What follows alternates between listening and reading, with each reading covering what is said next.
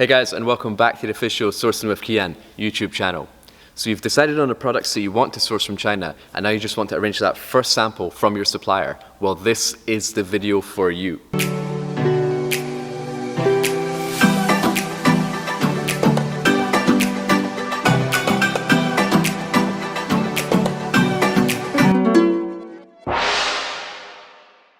For those of you who don't know me, my name is Kian Golzari, and I've developed over 2,500 products, a lot of which sit in this warehouse here, visited more than 500 factories and attended more than 20 Canton fairs. That's led me to work with brands such as the NBA, Olympics, United Nations, plus helping Amazon private label sellers as well.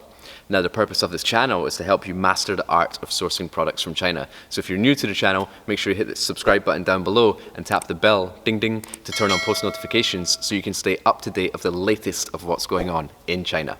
Now, before we dive into it, I'd love to know what's been your experience ordering samples from China. Has everything gone smooth? Have you received everything that you expected? Or did you have problems along the way? I would love it if you could let me know in the comments below, because I love hearing about where you guys are at in your business. It gives me a lot of energy reading where you guys are at, and hopefully we can engage more in the comments below. So when ordering samples from China, there's actually 4 stages to it. There's everything you need to do before ordering your samples, sending your samples, what to do once you receive your samples, and then testing and using your samples. So stage 1, before ordering your samples, you want to establish, is this a development sample, a pre-production sample, or a pre-shipment sample? Let me explain what the differences are real quick. The development sample might be your first sample that you receive. It's just an idea you've had for a product. You just want to see it, you want to test the quality, you want to feel that it's really what you think it is. And then once you've sort of seen that sample, you've tested it, you've sort of made your changes, you've made your improvements, maybe changed the material, changed the dimensions, added a new feature. Then you want to organize your next sample, which should be your pre-production sample. And that is the sample that you're 100% happy with. That is something that you receive it, you're like, this is what I want, this is what I'm happy to go into production with. And now that I have the sample, I'm happy to place the deposit to the factory in order for you to go ahead and manufacture this product. Then once they go into the manufacturing process and they finish production, you should then ask for a pre-shipment sample. And the pre-production sample is what you approve to go into production, and the pre-shipment sample is a sample from the actual production. So you should have your pre-production sample and your pre-shipment sample side by side, and it should be exactly the same. What I asked you to produce, you actually did produce. And then the reason you send your pre-shipment sample before you ship the goods is if there are any discrepancies, if there are anything that's not right, if a label is missing or a type of fabric wasn't right, then you can fix it at source before you ship the product to your home market, and then you have to deal with those issues over there. So it's basically a development sample, a pre-production sample, and a pre-shipment sample. So since we're in my warehouse here, why don't I just show you real quick how I organize my development, pre-production, and pre-shipment samples for our bag range. We go through a lot of different bags, and let me show you how I organize mine. So let's go on a quick tour. So guys, as promised, I just want to give you a quick look at how I organize my bag samples. Sorry, the showroom and sample area is a little bit messy right now. There's a lot of stuff going on. Just going to run upstairs and show you some of this stuff real quick. So here we go. Here is the sort of sample area where I have all the bags laid out here, and these are all pre-production, pre-shipment, and development samples. So let me show you real quick. So here you can see that sign up there that says development. Here's a lot of samples which are in development, and we have these little ladder and steps so we can go up and fetch them all. Then here we have pre-production, so you can see all the tags and the labels and all the item codes are on them. And then as we move along here, these are the ones which have progressed to pre-shipment stage, and they're all here, lots of different samples, so we can always access them. And then in terms of logging the samples, we've got cupboards all the way down here, all which have different samples in them. So this one, we've got boxes 1 to 10, and it's got PS on it for pre-shipment, and we can always reference there on the sample register, we know where they are. And then these come all the way down here, and if we open this one, it's got PP, pre-production, and then some in here which are development samples, development. So you get the idea, there's a lot of different samples going on. And then here we have a clothing rack, and these are all clothing samples that we're working on as well. And then here's quite a cool little book. So if we're working on new fabrics, here is Cordura fabrics, which we have access to loads of different materials. And then here, if we're designing a bag and we want to look at zipper pullers, we have Duraflex here, and we can scan through all the different zipper pullers that we can use that we have access to. And then the same goes for buckles as well. If we want to try a new buckle, then we can do all that development here and check out. These are all all different buckles. So loads of stuff going on. Hope you enjoy that. And if you want more info on this stuff, let me know, and I'll make an entire video on this place once I tidy it up. So if you're ordering your sample for the very first time, it's most likely going to be your development sample. And let's just say they get it right first time and your logo's already on it and your packaging was there as well and everything was perfect. It's not very common that happens, but if your very first sample is a perfect sample, then that can also be your pre-production sample. Now, before actually ordering your first sample, it's very important that you have validated that this is a product that you can actually sell, that you've checked that the keyword volume is there, that it's a product that your customers are asking for, and that you've put it through your costings analysis to make sure that there's enough margin in this product for you to be selling it, because samples can be quite expensive in terms of the cost of making the samples and also the freight of sending the samples over. So before arranging that first sample, you just want to validate that this is actually a product that you plan on selling. Now, in terms of how many suppliers to actually inquire to, if I'm doing it online on Alibaba, I would like to inquire to at least 10 different suppliers in order to get an idea of their sample cost and their pricing and then things like that. And then from that 10, I'll narrow it down to 3 suppliers that I think are actually the best to order samples from, and I'll order samples from 3. And then once I receive those samples, I'm going to be checking the quality and the price of each supplier and then pick the right one to work with. Now, I do have a video on how to find the best manufacturers on Alibaba, so if that is something that you struggle with, I'll link that above here so you can go check that out after this video.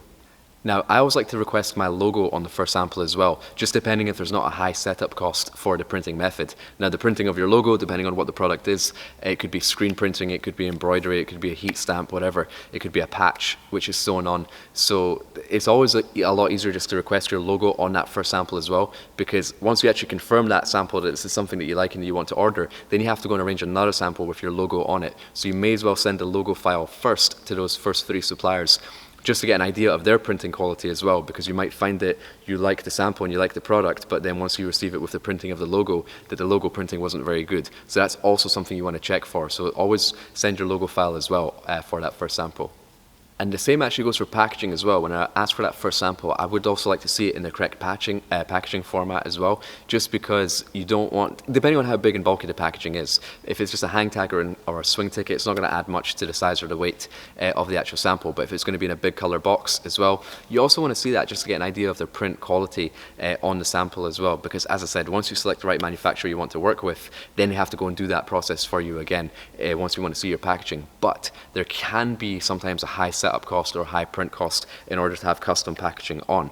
And if that's the case, then you can ask them to send you an example of packaging that they've used for another customer, or just a plain box without any printing, because you also just want to confirm the quality of the packaging, because packaging is also included in the unit price of your product. So it's very important you confirm that.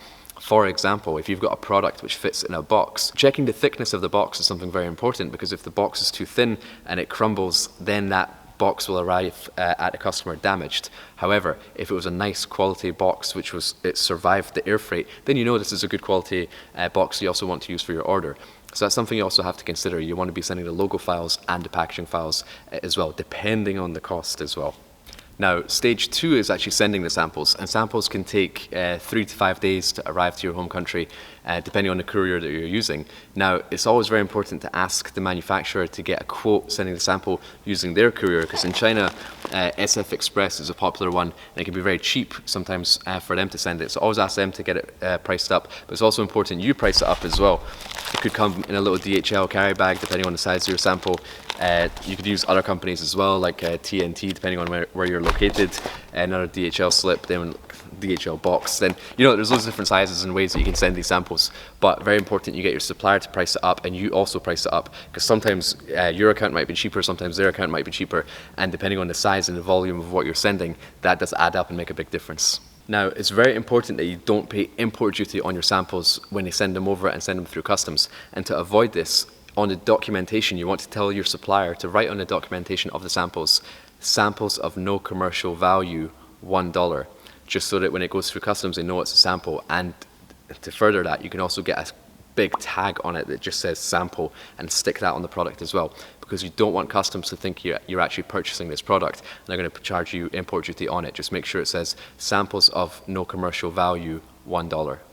Now, to save cost on the samples, you also want to consider bundling your samples. So let's say, for example, you've got quotations and samples coming from three different manufacturers, right? Well, in order to just bundle them all in one location, it's hard to ask your suppliers to all send it to one location, to one supplier, because they're all competitors. Now, you want to get them all to send it to one location. I don't think you've got an office in China, so if you don't, the best thing to do is just to send it to your inspection company. So if you have a good relationship with your inspectors, just tell them, hey, I've got 3 samples coming over, and I'm going to actually need you to do an inspection on this later on once we get to the pre-shipment stage. However, it'd be great if I could just send you those 3 samples to your office. You could put them in one carton or one bag, and then you could send it to me. And then obviously you pay for the freight and you pick it up from their office, but that's much better than arranging 3 different air freights from 3 different factories. Just pick up one box from one location, and your air freight costs will be much cheaper. Now, if it doesn't work with your inspection company, maybe try your freight forwarder. Or if you're doing samples from non-competitive suppliers, then you can send it to one supplier. So if you're maybe just choosing 3 different categories to get into, one that might be baby, one that might be toys, one that might be electronics, then you can get those sent to one supplier. And if you're sending it to one supplier, send it to the supplier which has got the heaviest product, because you don't want to be sending heavy products across China. Send it there, one location, they'll box it, and then they'll send it to you. Now, what I like to do to minimize my sample cost is I tell the supplier, okay, you cover the cost of the sample and I'll cover the cost of the freight.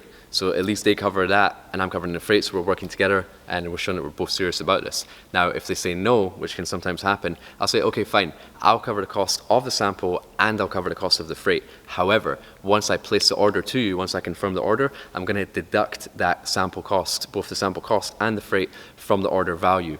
And they normally just say yes, because, okay, fine, you'll cover the cost of the sample, but at least if they pay for it afterwards, that they've got an order out of it anyway, which is always what they want. They want to get an order for these samples that they're making, so normally they agree to that.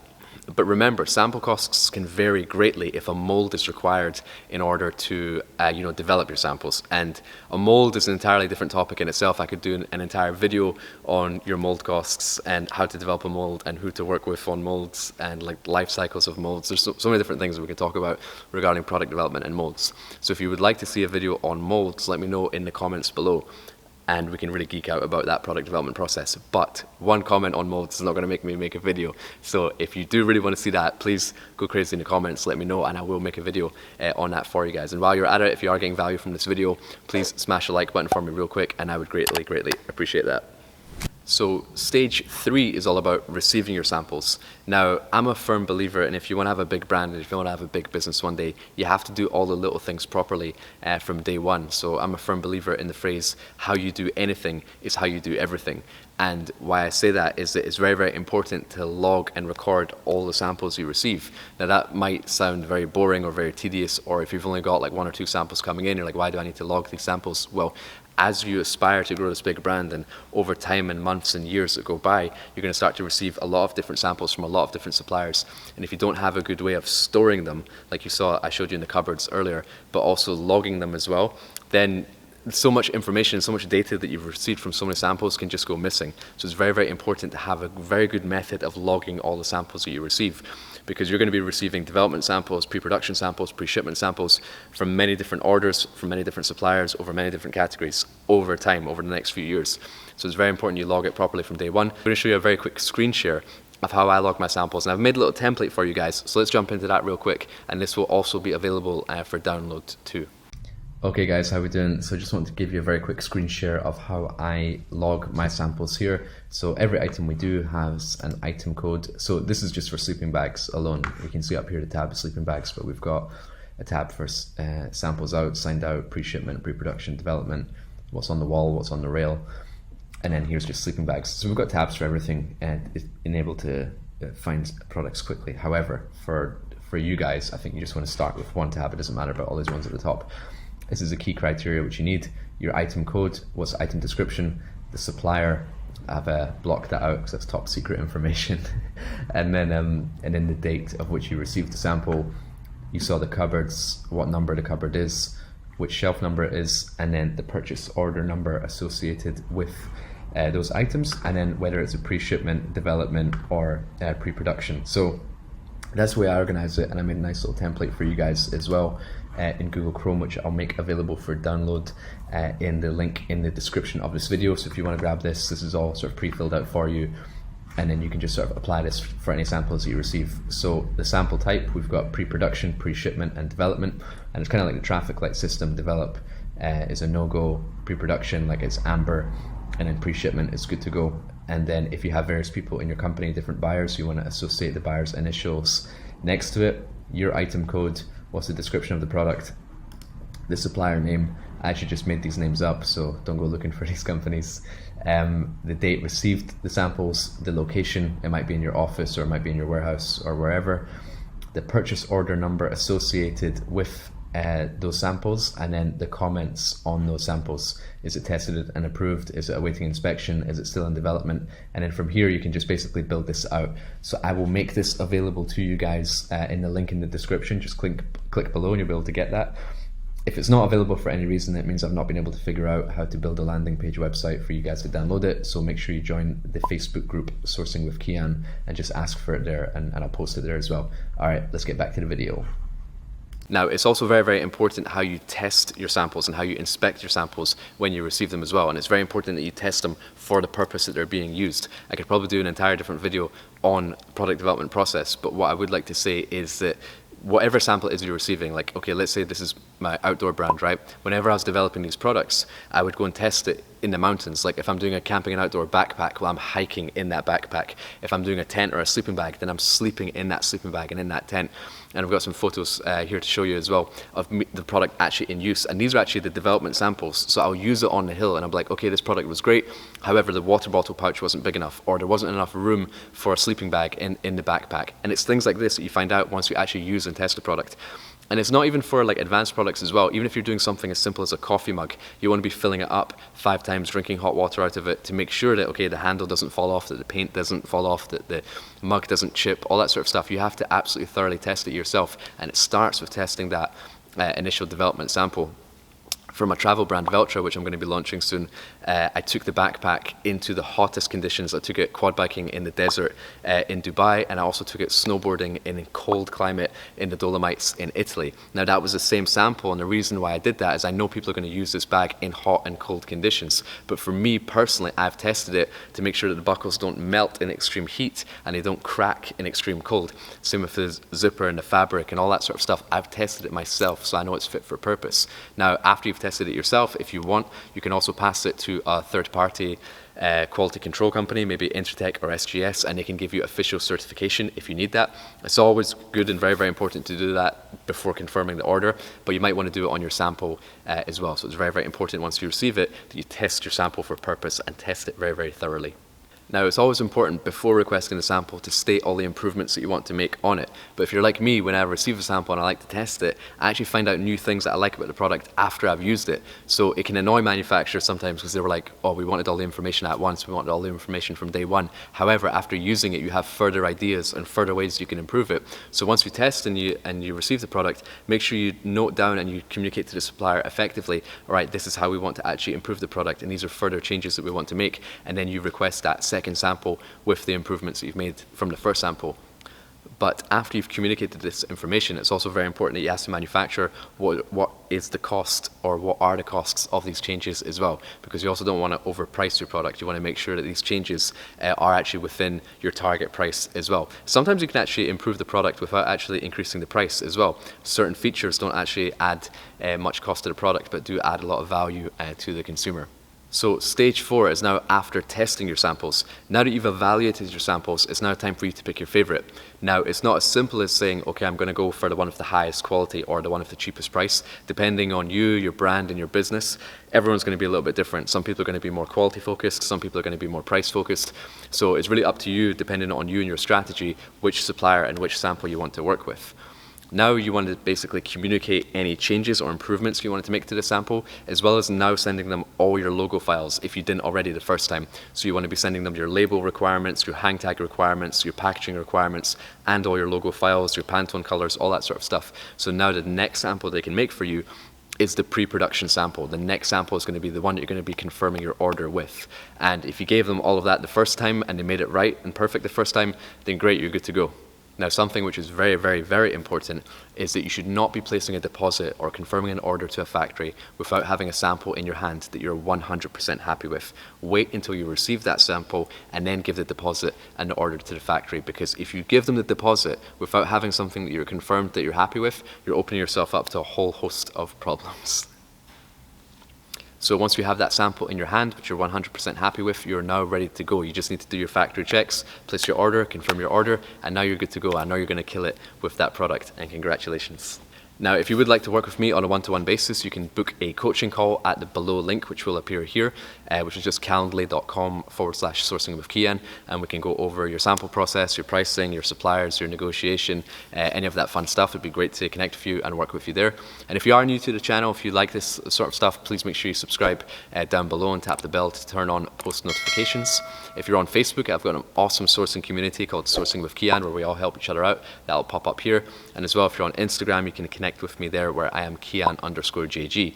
Now, something that goes hand in hand with the sample process is actually getting that MOQ down for your first order. So once you've actually confirmed your sample and you want to place your first order, it's very important that you get a low MOQ to trial this item first. So I do have a video on how to get a low MOQ, which will be playing here in 5, 4, 3, 2, 1. I'll see you there. Take care.